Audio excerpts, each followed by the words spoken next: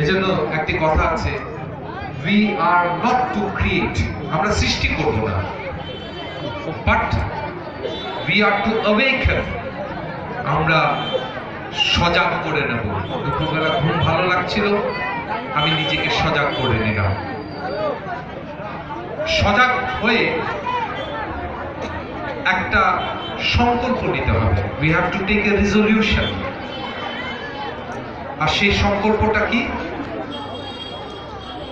ভালোর পথে চলা, ভালো হওয়া, ভালোর পথে চলা, এবং যা আমার জীবনকে বিনাশ করে, যে অসত্য আছে তার বিরুদ্ধে আমাকে রুখে দাঁড়াতে হবে। আপনারা দেখবেন এখানে প্রত্যেকেই আমরা আলোচনা পত্রিকা রাখি, আগমনা রাখি, ঠাকুরের বইগুলো পড়ি।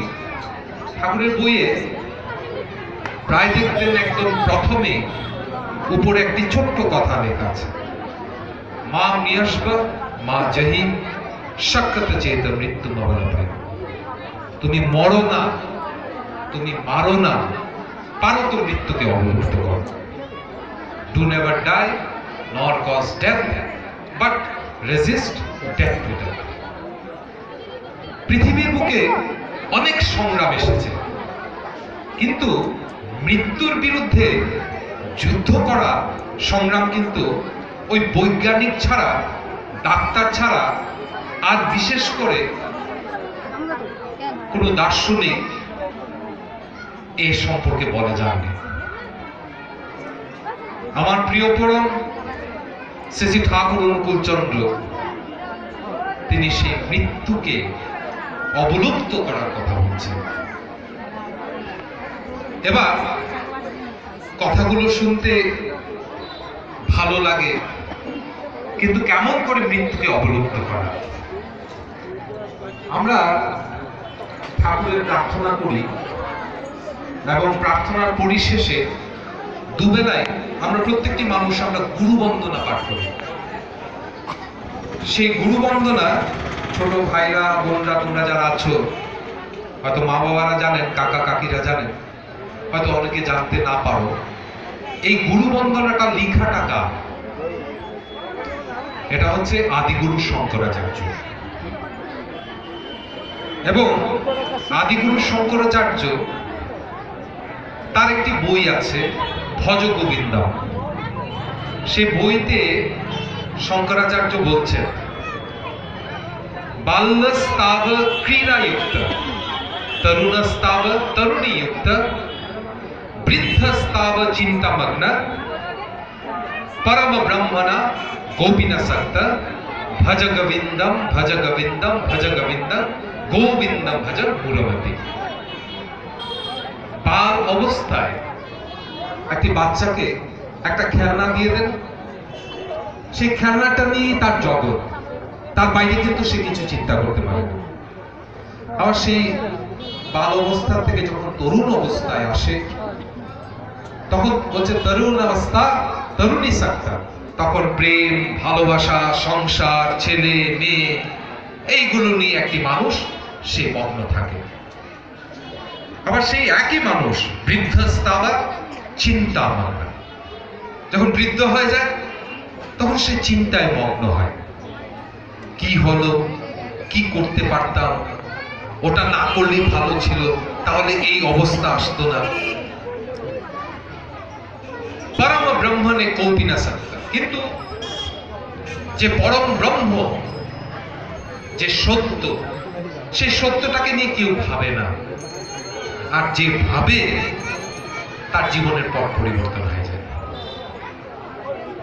আজ সৌভাগ্যক্রমে পরম দয়ালকে আমাদেরকে তিনি তার ভালোবাসার মধ্য দিয়ে সে পূর্ণ ব্রহ্মকে জানা, তাকে অনুভব করা, তিনি আমাদেরকে উপায় দিলেন।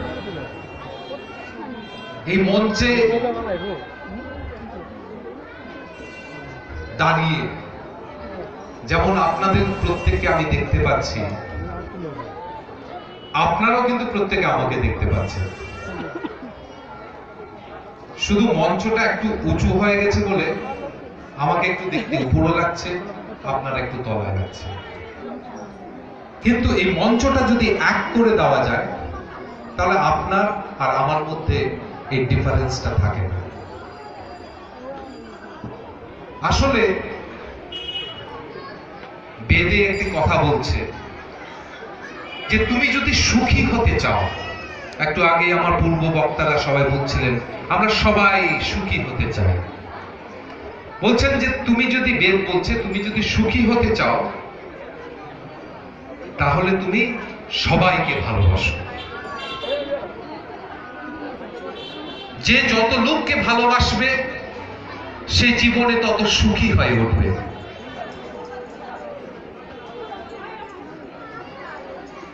বেদ একটি জায়গায় বলছে মিত্রসা চক্ষুষা পশ্যামহে, অর্থাৎ আমি যত লোকের সাথে আমার বন্ধুত্ব সৃষ্টি করব, যত লোক আমার বন্ধু হবে ততই কিন্তু আমি সুখের অধিকারী হয়ে উঠব।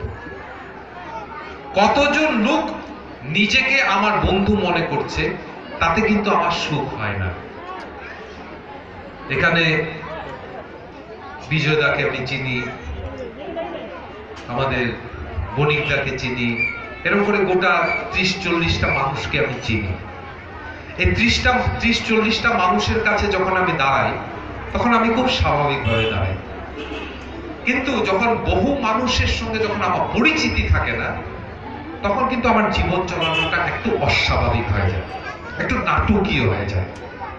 তাই বলছে মিত্রস্য চক্ষুষা পশ্যামহে, তুমি বন্ধুত্ব সৃষ্টি করো। আজকে এই বন্ধুত্ব সৃষ্টি করতে গেলে